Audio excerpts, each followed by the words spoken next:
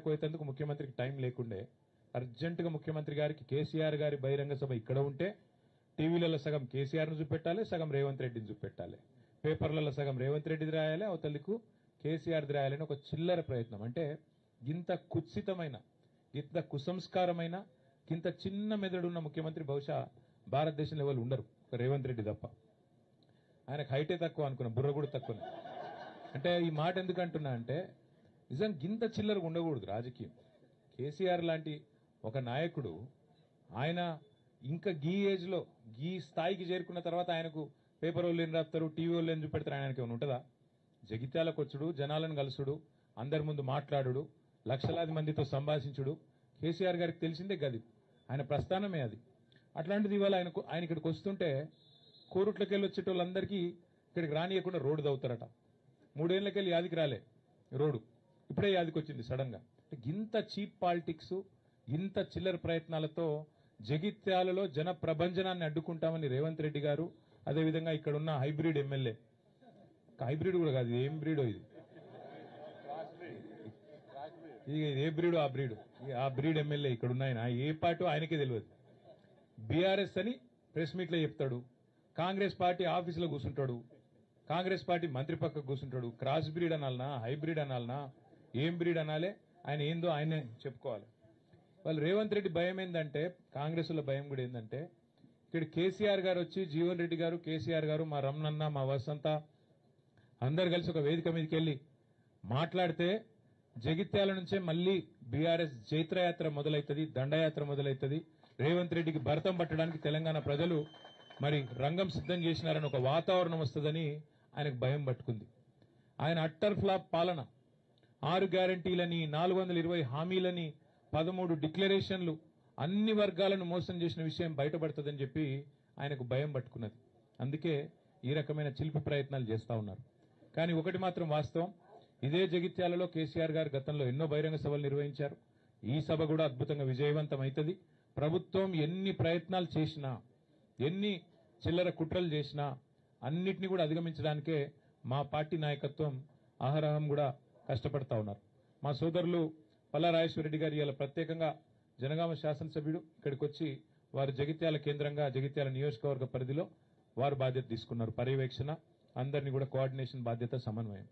అట్లాగే మా ధర్మపురి కాన్స్టిట్యున్సీకి రవీందర్రావు ఎమ్మెల్సీ గారు, తక్కలపల్లి రవీందర్రావు గారు, వరంగల్ వాసి, వారు కూడా ఇక్కడికి వచ్చి ధర్మపురిలో కొప్పుల ఈశ్వర్ గారితో కలిసి వారు కూడా సమన్వయం చేసుకుంటా ఉన్నారు. అట్లాగే మా చొప్పదండి నియోజకవర్గంలో మాజీ శాసనసభ్యులు పెద్ద సుదర్శన్ రెడ్డి గారు, వారు మా రవిశంకర్ గారితో సమన్వయం చేసుకుని అక్కడి నుంచి వారు జగిత్యాల జిల్లా పరిధిలో వారు ప్రయత్నం చేస్తా ఉన్నారు. కోరుట్లలో గౌరవనీయులు మాజీ మంత్రి మరి శ్రీ ప్రశాంత్ రెడ్డి గారు, అక్కడ ఎమ్మెల్యే సంజయ్ గారితో, అట్లాగే మా జిల్లా పార్టీ అధ్యక్షులు విద్యాసాగర్ రావు గారితో వారు సమన్వయం చేసుకుంటా ఉన్నారు. వేములవాడ అక్కడ మా పెద్దలు లక్ష్మీ నరసింహారావు గారితో మాజీ పార్లమెంట్ సభ్యులు తమ్ముడు బాల్కా సుమన్ గారు, వారు అక్కడ బాధ్యత తీసుకున్నారు. ఈ రకంగా పార్టీ నాయకత్వం మొత్తం కూడా సమిష్టిగా పనిచేస్తున్నది. ప్రాంగణంలో ఇక్కడ బాలమల్లు గారు, శ్రీనివాసరెడ్డి గారు ఉన్నారు. సమిష్టిగా జీవన్ రెడ్డి గారి మరి చేరికను స్వాగతిస్తూ జగిత్యాల రైతాంగం గాని, జగిత్యాల ప్రజానికం గాని బ్రహ్మాండంగా మరి కదిలి వచ్చే పరిస్థితి కనబడతా ఉన్నది. ఏర్పాట్లు కూడా బాగా ఘనంగా జరుగుతా ఉన్నాయి. ఎండల్ని కూడా దృష్టిలో పెట్టుకుని అన్ని ఏర్పాట్లు చేస్తా ఉన్నాం. దాదాపుగా ఒక 3 లక్షల మంచినీళ్ల బాటిల్ కూడా తెప్పిస్తా ఉన్నాం. ఒక 2 లక్షల మజ్జిగ ప్యాకెట్లు కూడా తెప్పిస్తా ఉన్నాం. ఇవన్నీ కూడా ఎందుకంటే సాయంకాలం సభ అయినప్పటికీ కూడా కేసీఆర్ గారు దాదాపుగా 5:30 గంటలకు ఇక్కడ చేరుకుంటారు. ఎండ చల్లబడ్డ తర్వాతనే సభ ప్రారంభమవుతుంది.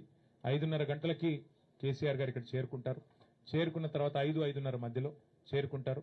ఆ తర్వాత సభ ఒక గంటంబావు సేపు సభ జరుగుతుంది. దయచేసి పాత్రికేయ మిత్రులతో కూడా నా ప్రార్థన, మొన్న మీకు కొంత అసౌకర్యమైంది, మమ్మల్ని మన్నించండి. ఒక సోదరుడికి కాలుకు ఫ్రాక్చర్ కూడా అయింది.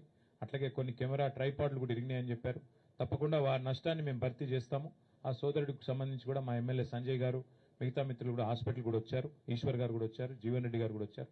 ఆ బాధ్యత అంతా కూడా మేమే తీసుకుంటాం. ఎల్లుండి దయచేసి ప్రభుత్వం ఎన్ని చిక్కులు చికాకులు పెట్టినా, ఎంత ఇరిటేట్ చేసే ప్రయత్నం చేసినా దయచేసి ప్రజలు కూడా, మా కార్యకర్తలు కూడా ఓపికగా దయచేసి సంయమనంతో, మన కార్యక్రమం కాబట్టి మనం మంచిగా విజయవంతం చేసుకుందాం. కేసీఆర్ గారు చాలా కాలం తర్వాత జగిత్యాల వేదిక నుండి తెలంగాణ ప్రజలను ఉద్దేశించి మాట్లాడబోతా ఉన్నారు.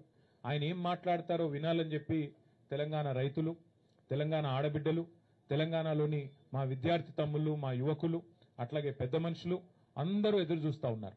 కాబట్టి ఈ కార్యక్రమాన్ని ఎంత సంయమనంతో, ఎంత సమన్వయంతో, ఎంత ఓపికతో, ఎంత మరి ఆలోచనాత్మకంగా మనం పోతే అంత మంచిది. కాబట్టి దయచేసి జగిత్యాలలో ఉండే మా ప్రతి సోదరుడు సోదరికి నా ప్రార్థన, ఇది మీ సభ, మీరు మాకు ఆతిథ్యం ఇస్తున్నారు.